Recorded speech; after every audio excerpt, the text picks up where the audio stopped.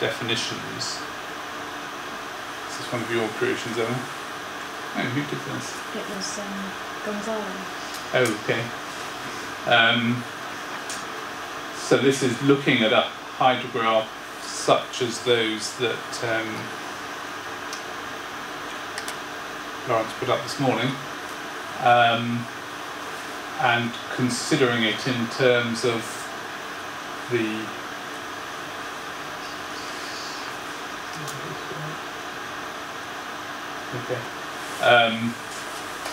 the stressful period. So in fact, this hydrograph looks suspiciously like the one he showed of the spring period in a sand dune. So the surface is right up here. So this is depth below 20, 40, 60. And the stressful period for plants, we argue using this sum exceedance idea, is when the water table is so high that the airfill porosity of the soil is too small for oxygen to diffuse. And physicists did this back in the 1950s, looked at how, in a typical soil, how much airspace you needed for all those air pockets to be sufficiently joined up for oxygen to move in them, and came up with a value of 10%. And in fact, the Ruud Bartholomeus from Holland, who came over here before Christmas, and gave us a talk, he's repeated that sort of work because nobody had touched it for 50 years and still came up with the same value, about 10%. So if your soil needs to be 10% air for oxygen to diffuse and therefore to stop your roots becoming stressed, the relevant flooding threshold is the water table depth at which the top layer of the soil reaches that air-filled porosity. And slightly arbitrarily, we've taken the top layer to be the top 10 centimetres. We did initial investigations on Somerset levels to look at the root density profile, and the vast majority of roots, I think people have published that 90% of the root is in the top 20 centimetres of a wet grassland. So again, it's interesting to see Lawrence had a similar assumption about root zone. I mean, there are a few species do root deeper, but the vast bulk is in the top 20 centimetres. So we arbitrarily took the middle of that zone and said 10 centimetres. If you've got the sufficient aeration for oxygen to diffuse at 10 centimetres, it's probably a relatively unstressed environment. So this is the water table depth that you need to draw it down to, and in this case it looks like it's about 19 centimetres, so it makes sense that this is a diagram that Gonzalo drew, because Gonzalo's working in the Iberian mountains with really quite gravelly soils, coarse soils, so it's not one of our alluvial floodplains, because our flooding thresholds are somewhere in the sort of 35 centimetre region, that you need, if you like, to suck on that soil a lot harder to get 10% of it to empty. But with a coarse soil, you only need to apply a gentle pressure to get the same volume of water to drain out of it. Okay. And the way you calculate that is from a soil moisture release curve. So you put a saturated lump of soil on a water table, on a tension table, sand table, and gradually increase the depth of the water table in the sand in a controlled way, weighing the soil core each time, and when your soil core, and typically we use 100 cubic centimetre soil core, so when it's 10 cubic centimetres has drained out of it, which is 10 grams of water, so once your core is 10 grams lighter than when it started, you've got to the tension the water table depth to give you reasonable aeration. So that is how this number's achieved. There's no real alternative to taking undisturbed core and dehydrating it in a controlled fashion in the lab to come up with that number. Can I just clarify? Do you take it to dry and then work backwards? No, you would get a different number doing that, in fact, because you get quite big hysteresis. So we always start from saturation and desaturate.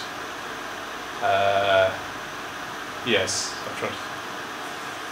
The way hysteresis works is once small pores are full with air, you actually have to sometimes almost get to positive water pressure to drive that air back out. So we lift the soil in the field, bring it back, and put it in a tray of water, and gradually raise the water level to drive the air to the surface. And that process normally takes about a week to be sure that you've got a saturated soil. If you started with a dry soil and tried to weigh it as it re-wet, you would get a quite different curve. That soil textbooks show that as the drying curve and the wetting curve as hysteresis. So I guess the rationale why we do it, why we're looking at the drying curve, is aeration stress is really an issue in that, well, in this spring period when the water table is falling. On your diagram you had a sudden rise in the autumn, and that tends to be once the plants are already dormant, they're not actively growing, so they're fairly unresponsive to what the aeration status of the soil is. So that's when you would get your re-wetting curve happening, but it's less important to the plants, we'd argue. So that's why we take the drying curve to give us this threshold value. Okay, so